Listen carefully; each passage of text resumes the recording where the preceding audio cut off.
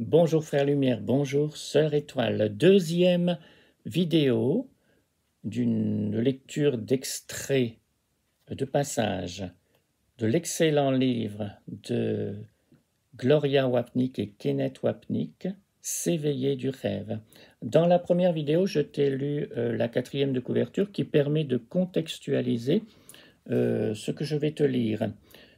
Je ne te la relis pas ici, cette 4e de couverture, mais tu peux t'y référer en regardant la première vidéo de ce livre S'éveiller du rêve.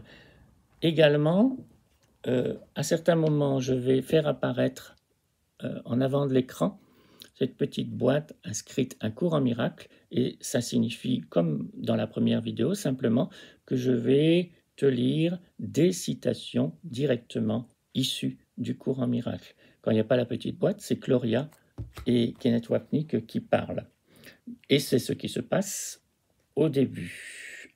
Jusqu'ici, nous avons parlé uniquement de l'espace comme résultat de l'erreur que fut la projection de la pensée de séparation vers l'extérieur. Or, le temps est un ingrédient tout aussi important dans le plan de l'ego contre Dieu. De fait, il n'est pas vraiment différent de l'espace, comme on le verra dans le passage suivant. Car le temps et l'espace sont une seule illusion qui prend des formes différentes. Si elle a été projetée au-delà de ton esprit, tu penses que c'est le temps. Plus elle est rapprochée d'où elle est, plus tu y penses en tant qu'espace. Tout comme la nature en apparence infinie de l'univers physique fut faite pour reproduire la véritable infinité du ciel, de même la durée apparemment infinie du temps évolutif fut faite pour reproduire l'éternité.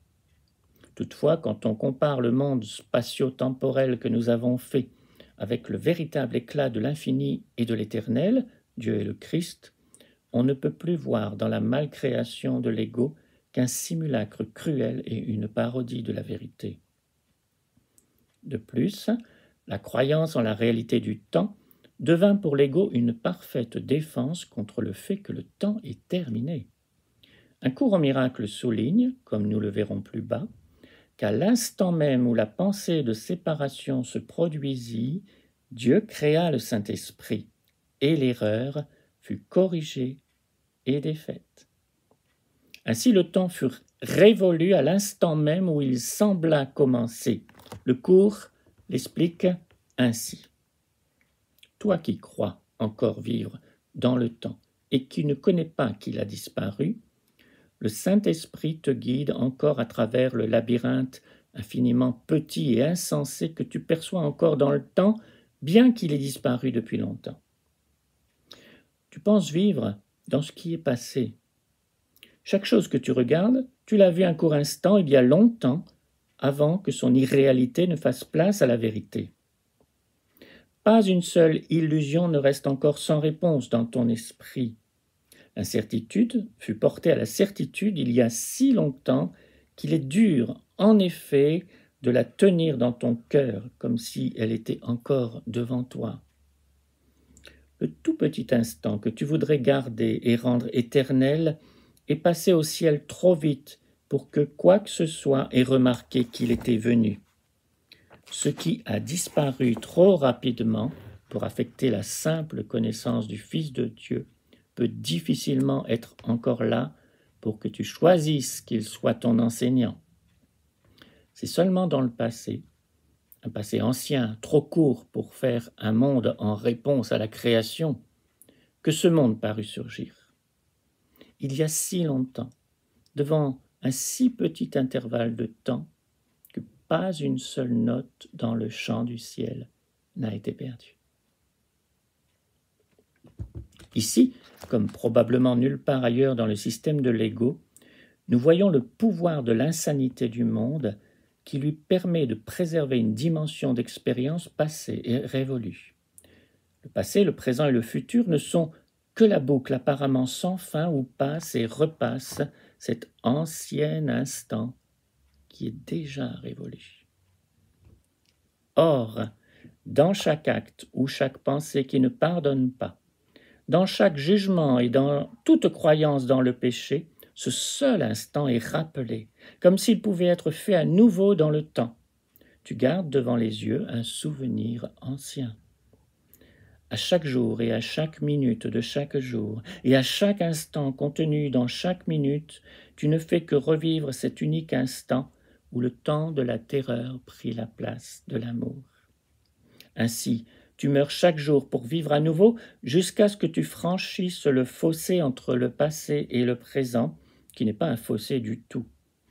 Telle est chaque vie, un semblant d'intervalle de la naissance à la mort, puis à la vie de nouveau, la répétition d'un instant depuis longtemps disparu qui ne peut pas être revécu. Et tout le temps n'est que la folle croyance que si, qui est terminée, est encore ici et maintenant. Un courant miracle n'a pas de position arrêtée sur la question de la réincarnation, puisque de son point de vue, de multiples naissances illusoires sont la même chose qu'une seule.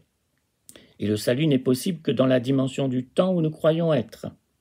Toutefois, des passages comme celui qui précède semblent impliquer qu'à l'intérieur de l'illusion du temps, nous choisissons de revivre encore et encore cet instant terrifiant de la séparation jusqu'à ce que finalement nous choisissions de nous réveiller de ce cauchemar récurrent et quittions le domaine du temps pour l'éternité. Alors seulement pouvons-nous comprendre ces paroles du cours. Tu as atteint la fin d'un voyage très ancien, sans t'être encore rendu compte qu'il était terminé. Ce qui arrache le voile dissimulant la sombre face de la dévastation, c'est de reconnaître que la mort, telle que décrite par un courant miracle, est le rêve central dont découlent toutes les illusions. Car qu'est-ce que le passage du temps, si ce n'est le contexte de l'inévitable perte de ce que, dans notre arrogance, nous appelons la vie? N'est-ce pas folie de penser à la vie comme à naître, vieillir, perdre sa vitalité et mourir à la fin? C'est la croyance du monde, fixe et inchangeable, que toute chose en lui ne naisse que pour mourir. Cela est considéré comme la voie de la nature, loi naturelle de la vie. Ce qui semble être l'opposé de la vie, la mort, n'est que dormir. Quand l'esprit choisit d'être ce qu'il n'est pas et d'assumer un pouvoir étranger qu'il n'a pas, un état étranger où il ne peut entrer ou une fausse condition qui n'est pas dans sa source, il semble simplement s'endormir un moment. Il rêve du temps, un intervalle durant lequel ce qui semble arriver ne s'est jamais produit, les changements apportés sont insubstantiels et tous les événements ne sont nulle part. Quand l'esprit s'éveille, il ne fait que continuer tel qu'il a toujours été. Comme nous l'avons exposé dans le mythe, cette destructibilité de toute chose créée élève l'ego dans son insanité au-dessus de Dieu qui n'a pas le pouvoir de reprendre la vie qu'il a créée. Comme le monde alors remplit parfaitement le but de l'ego en étant l'exact opposé du ciel. Ainsi, chaque fois que nous rendons réel dans nos esprits un aspect quelconque de ce monde, que ce soit un objet de plaisir ou de douleur, nous ne faisons que renforcer la croyance insane que l'impossible a été accompli avec des effets réels. Nous avons, une fois de plus, rendu l'erreur réelle et ainsi notre péché envers notre source aimante est continuellement et brusquement porté devant nos yeux. Notre culpabilité pour ce que nous croyons avoir fait hurle sans relâche « Tu ne mérites pas d'être aimé de Dieu ni de retourner dans son royaume ». Ce profond sentiment d'indignité semble alors exclure que nous acceptions jamais la réponse aimante du Saint-Esprit à cette folle croyance. Dans le mythe, cette dynamique du pouvoir de la culpabilité est représentée par l'incapacité du narrateur à retourner dans le groupe de lumière à cause de la forte prise qu'a l'esprit sur sa propre indignité. C'est ce qu'un courant miracle appelle l'attraction de la culpabilité. Et c'est ainsi que l'ego garde l'esprit emprisonné et assure la continuité de notre croyance en l'existence de l'ego. Frères Lumière, Sœur Étoile, à bientôt pour d'autres aventures, lectures.